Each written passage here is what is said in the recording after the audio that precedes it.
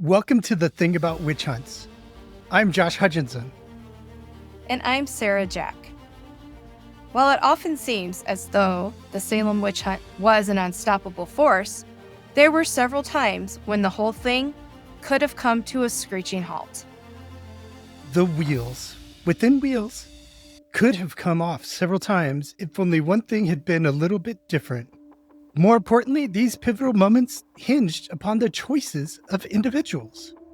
Despite their reputation for hysteria, the participants in the witch trials were capable of rational decisions and could have stopped the process through a number of means. Let's travel back to the beginning of the whole affair. In the beginning, there were afflictions. Just 2 girls were afflicted. Then, an inciting incident happened. The men decide the girls aren't sick, they're under an evil hand. Suddenly, people fear witchcraft is at work. Suddenly, people need to find the witches at work. Suddenly, the affliction spread. Now a witch cake must be baked. Now, 4 girls are afflicted, bewitched even. Next, warrants are issued. People are arrested. What would the Salem witch trials have been if all of these things hadn't added up? What if the doctor had never diagnosed the girls as under an evil hand? Would witchcraft have been suspected for their illness? Would they still have continued to look for natural causes? Today we're going to highlight some of the most interesting escalation points during the Salem witch trials. The evil hand kind of got the whole thing rolling, and then we had these arrests, and the first examinations happened. Initially, those accused denied being involved in witchcraft, but then a confession. Tituba is the first to confess. And when she confesses, she implicates 9 total witches in the area, not the 3 of them that had been accused and were undergoing examination. So those pursuing the witches had more to find, had to look elsewhere. Who else is a witch in our community? So they kept looking. They went looking for witches. And they found a few more, including church members. Now they're accusing church members like Martha Corey.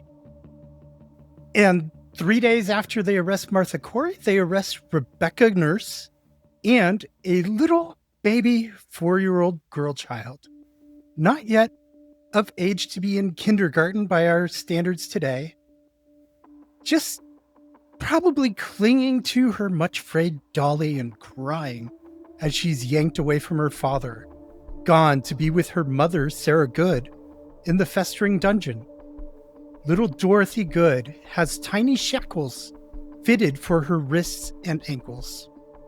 The Salem witch trials were no longer looking for the usual suspects. If church members could be arrested, if tiny girls could be arrested, anybody was in play. A few weeks later, the Salem magistrates reached out to their peers in Boston for some help, and a delegation from the colonial government came to Salem to hear a special session of the Governor and Council of Assistants. Now, the interim governor didn't go himself. He sent Deputy Governor Thomas Danforth to go along with 6 of the assistants from the upper house of the colonial legislature, including Samuel Sewell, and John Hathorne and Jonathan Corwin, who had done the initial examinations of the Salem accused, were also present. And this special council heard the examinations of Elizabeth Proctor and Sarah Cloyce, both of Salem Village. Elizabeth Proctor's examination, her husband John was present in the session, and he spoke up at one point, which resulted in him being arrested for witchcraft. he became the first male suspect of witchcraft in the Salem witch trials. And by the end of the witch hunt, some 39 men had been accused, and 5 had been hanged, 1 had been pressed to death, and 1 had died in jail. During this phase of April, Deputy Governor Danforth could have instructed Hathorne and Corwin to require bond payments by plaintiffs. They could have had the Salem magistrates conduct examinations in private with only the suspect present, not the afflicted or the other accusers. The way Hathorne and Corwin were proceeding was unusual. And yet, this council meeting, this examination of the proctors and Cloyce, was conducted just like the other examinations that Hathorne and Corwin did on their own. And it appears that they were actually the ones leading the questioning of the suspects in this hearing, even though Danforth was presiding over the meeting. We mentioned the confession of Tituba earlier. Confessions continue to escalate during 1692. Another confession occurred April 19th when Abigail Hobbs of Topsfield was examined. She, being from a neighboring town of Salem Village, expanded the search radius for the witches. So remember, Tituba had said there were 9 witches, and they're still finding more and more people to accuse in Salem. But this led beyond the town boundaries, and it also was the first confession since Tituba's. So this is only the second time in the witch trials that anybody confesses. It seems like it's voluntary. We don't read of any signs of coercion or badgering, though the record is very short, I have to say. So we don't know what happened before Abigail talked, but she seems to just volunteer that she's working with the devil. Abigail and her stepmother, Deliverance Hobbs, who were both accused witches, filled in key details about the diabolical pact and the witches' Sabbath that was happening in the community. One of the significant things from Abigail's testimony is that she chose to give the devil her permission to afflict, suggesting that a specter of her was used by the devil to torment afflicted individuals. And it was because the accused had willingly permitted the devil to use their form that alarms were raised. A few weeks later, a big change happens in the Massachusetts Bay colony. It actually becomes the province of Massachusetts Bay, and it's governed for the first time by a royally appointed governor. Under the old 1629 charter that had originally allowed Massachusetts to set up a government, voters in Massachusetts had been able to select their own leaders, including their own governor.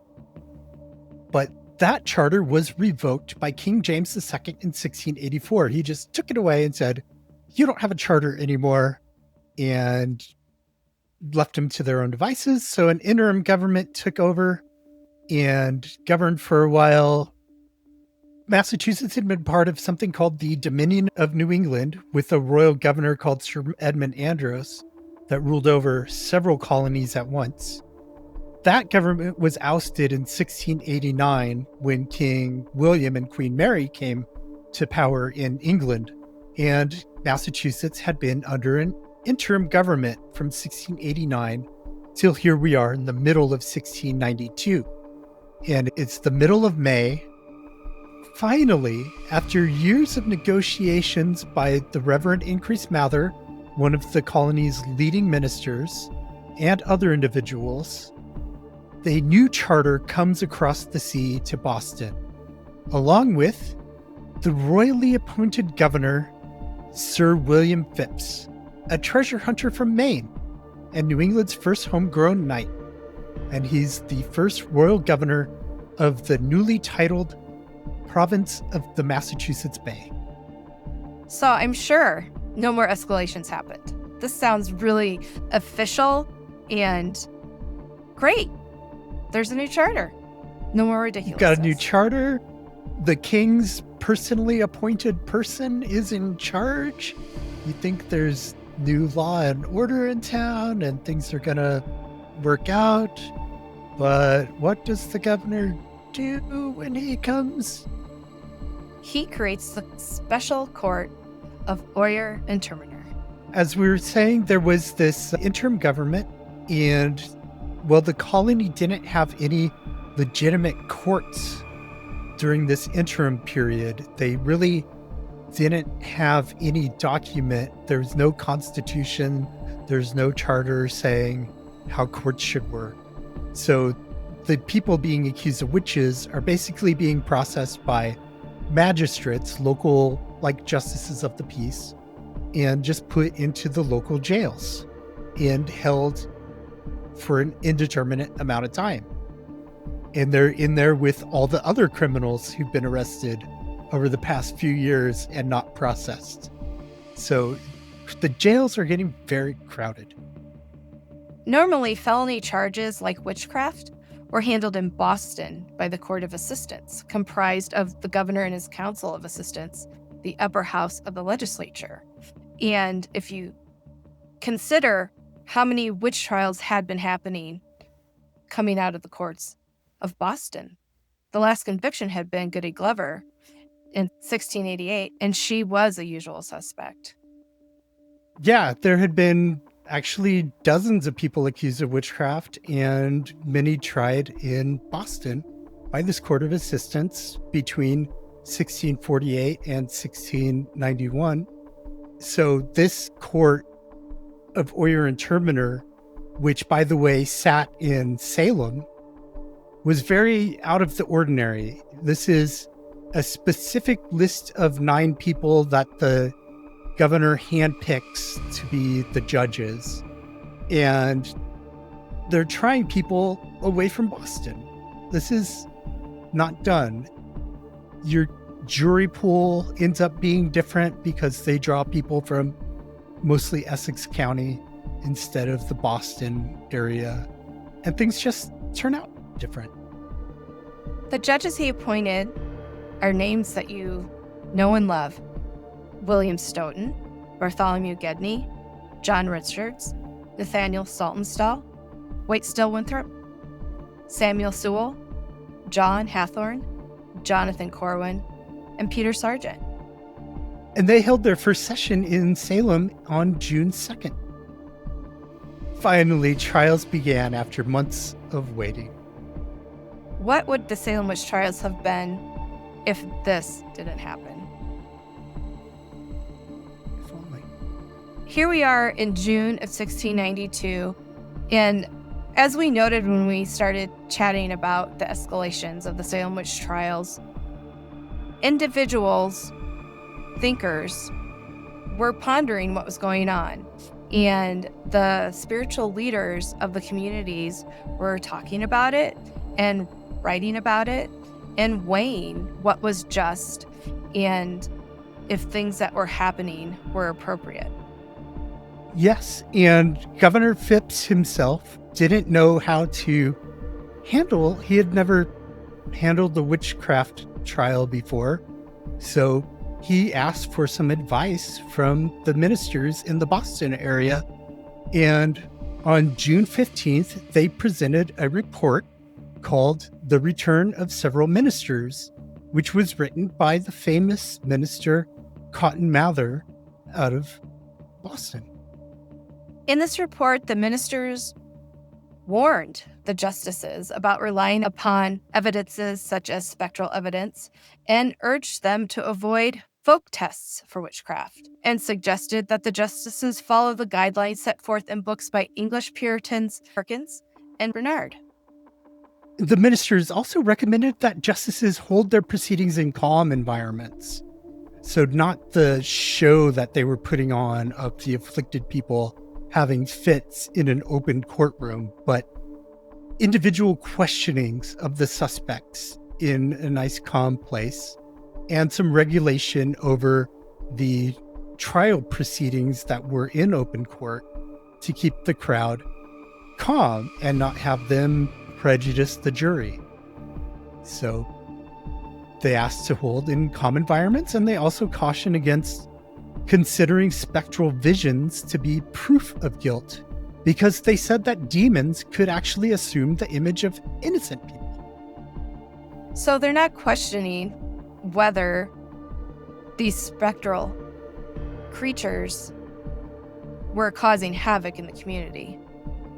They aren't questioning whether they're real, whether they never question whether the afflicted people who are seeing them are serious, whether they've actually had any kind of encounter. So they're just assuming that the girls and other people with afflictions are telling the truth and saying that, yes, we saw these people. But can the accused be blamed as the specters? They are saying that's too risky. Demons could be impersonating them. Yes. Now, they say all of these wonderful things about using caution, but then they close with a recommendation for the speedy and vigorous prosecution of the witches. Cotton Mather throws in that last line that, and the judges disregard all of the caution and say, we're going to use spectral evidence, and they continue to use spectral evidence. The next big phase happens with another expansion of the geography of the Salem witch trials. In mid-July, things heat up in the town of Andover, which also borders Salem. These things start heating up because a woman named Elizabeth Phelps Ballard gets sick.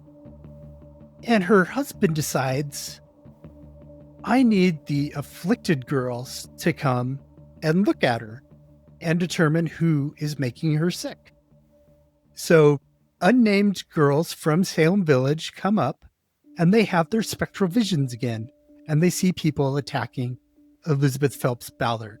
So that leads to an accusation against Mary Lacey Sr., Mary Lacey Jr., which leads to more accusations against other people. And by the end, the town has more witchcraft accusations than any other community, including Salem. And isn't it interesting that the sick woman, Elizabeth Phelps Ballard, isn't the one naming witches? It is. She must have been very sick because we don't have a deposition from her. There's nothing in her words. It's all through her husband and her brother-in-law that we find out anything about what's going on with her. So July 19th, Joseph Ballard goes and files a complaint against Mary Lacey Sr. and Mary Lacey Jr., who I mentioned. This marked a renewal of arrests because there hadn't been any arrest warrants issued since June 6th. All the way June 6th to July 19th, that's about 6 weeks of calm-ish in Salem as far as new accusations going, but executions were happening, trials were happening. They were focused on the court phase of proceedings for a while until Andover just erupted. As with the two confessions that really escalated things, Tituba's and Abigail Hobbs, on the 21st of July, Ann Foster confessed that the main aim of the witches was to replace Christ's kingdom with Satan's kingdom. So this diabolical takeover is being warned about and described. She's warning them of a diabolical takeover. Ann Foster was the mother of Mary Lacey Sr., so grandmother of Mary Jr., and Mary Lacey Jr. seems to be responsible for many innovations on how the witches were setting up Satan's kingdom instead of Christ's kingdom. Mary Lacey Jr. comes up with a lot of that material, but her grandmother, Anne, had said that one thing. The next day, July 22nd, Mary Lacey Jr., Mary Lacey Sr., Ann Foster, Andrew Carrier, and Richard Carrier are all examined together. Mary Lacy Jr. says that Martha Carrier and George Burroughs were going to be the queen and king in hell.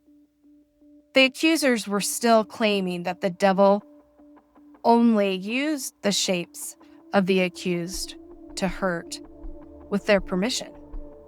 So here we're saying that basically the specter of your grandmother, Rebecca Nurse, that Ann Putnam Jr. saw sitting in her grandmother's pew at the Salem Village Meeting House, and who supposedly wrestled with Ann Putnam Sr., debating her for 2 hours over scripture, that had to have really been Rebecca Nurse by her own permission doing that. Not that the Putnams were seeing things or could have been wrong about the identification. This is actually Rebecca Nurse, not the devil impersonating her. That kind of thing. So all this has exploded in Andover, and very sadly, Elizabeth Ballard dies on July 27th. Sadly, that reinforces the notion that witches bewitched her, and people think that witches are very active in Andover. 45 residents of that town get accused of witchcraft by the end of 1692. It's almost a tenth of the population. We've talked a little bit about the executions, but we think the September 22nd execution is significant. Yeah, the September 22nd executions are significant because it seems like perhaps the Salem witch trial conflagration is burning itself out. Maybe by reaching a critical mass of accusations and convictions and executions. Throughout the summer and into the fall, there's been some shifts in opinion, perhaps. There have been petitions to try to save the lives of people who are accused. There have been petitions to try to change the way that the court runs, or just to say, stop this. There's been a lot of resistance. And here we come into September. One of the interesting things that happens is Giles Corey is slated to be tried in the same slew of people, the September round, that his wife Martha is tried in. But he refuses to say that he will be tried by God and country. So he gets pressed to death with stones. They're adding weight to his chest, piling stones on him, trying to get him just to stand trial. And so that happens September 19th, that he's pressed to death. And then September 22nd, 8 people are hanged. We're talking about the opinions changing, and well, the court decides that they've had a busy summer and that they want to take a break in October. They just want a little rest. So the court adjourned from September 22nd. They were going to meet again in November, but in the interim, people are raising their voices and starting to actually put their names to their complaints and say openly, this court is wrong.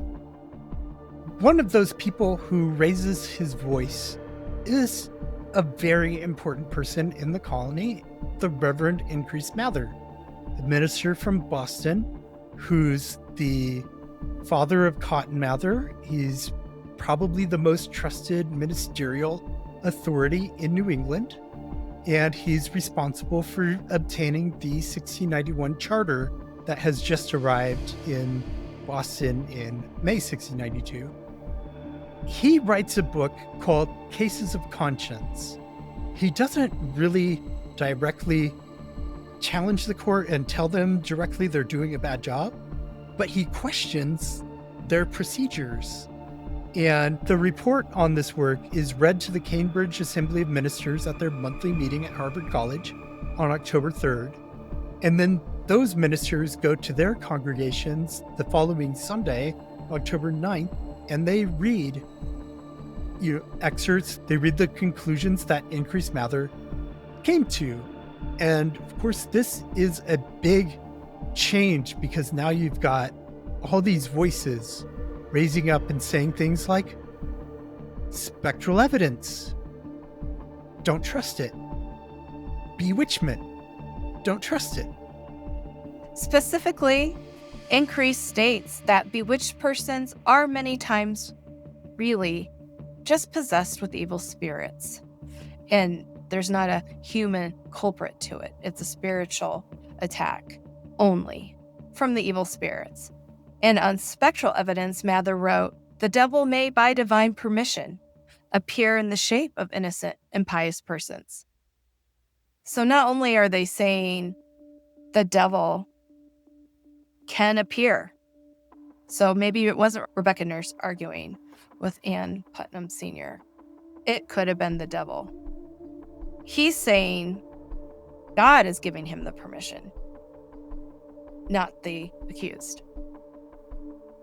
Increase wrote, it were better that 10 suspected witches should escape than that one pious person should be condemned. It is better that a guilty person should be absolved than that he should, without sufficient ground of conviction, be condemned. I had rather judge a witch to be an honest woman than judge an honest woman as a witch. That's specifically gendered. Yes, he specifically is saying that witches are women and women are witches. That's what it sounds like to me. But at least he would rather judge a witch to be an honest woman than judge an honest woman to be a witch.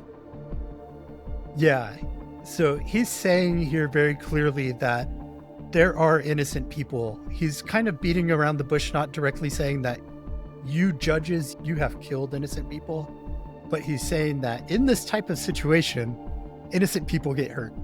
And we don't want you to hurt innocent people, so stop using this spectral evidence and this other BS that you're accepting. So here we are in October 1692, and the Salem witch trials start to actually wind down.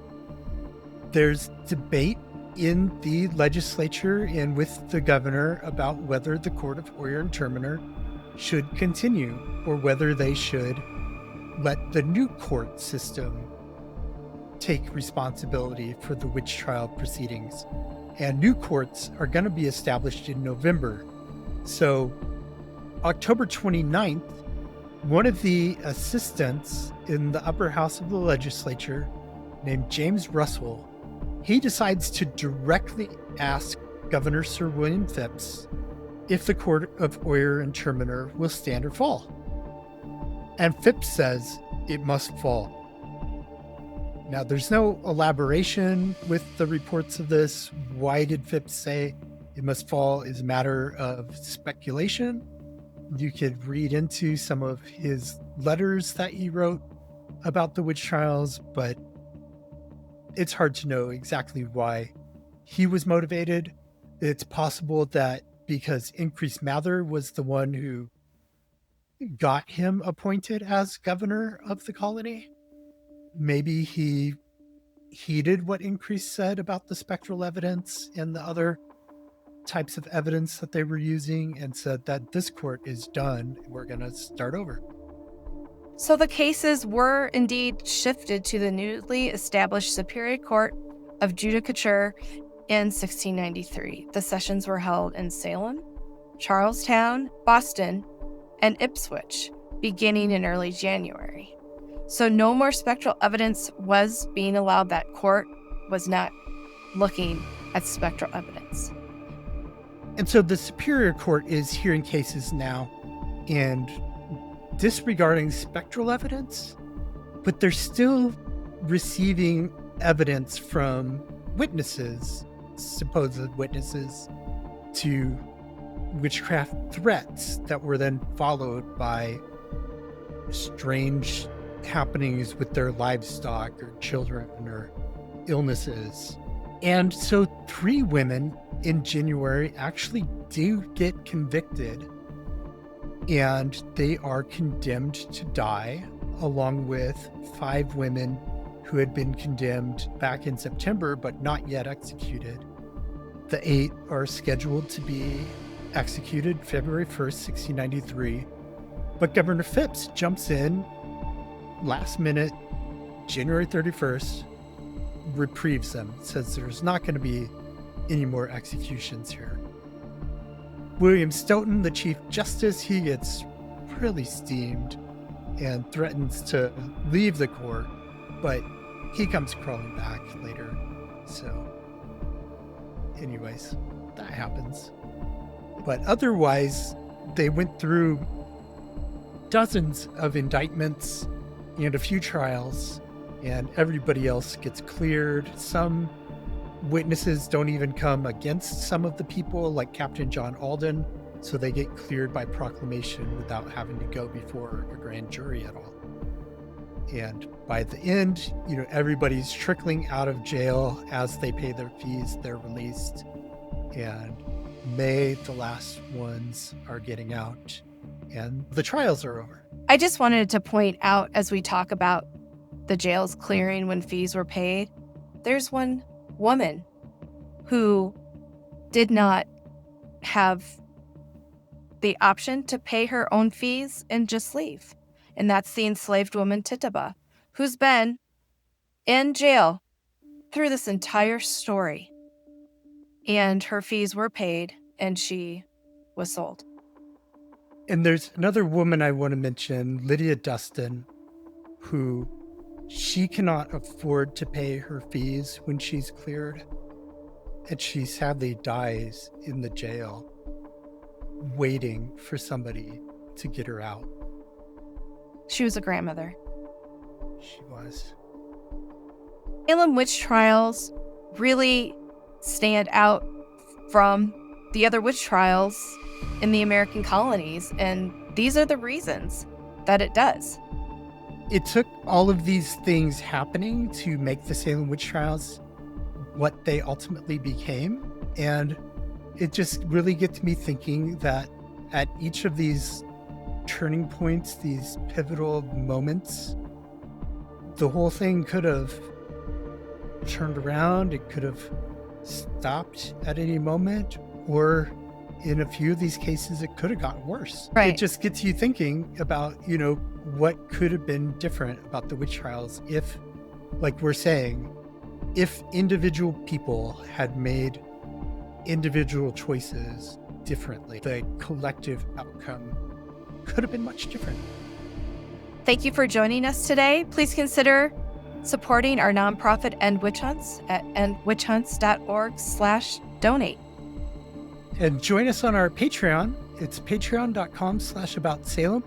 And you get both shows, The Thing About Salem and The Thing About Witch Hunts, together with extra content. Join us. And have a great today and a beautiful tomorrow.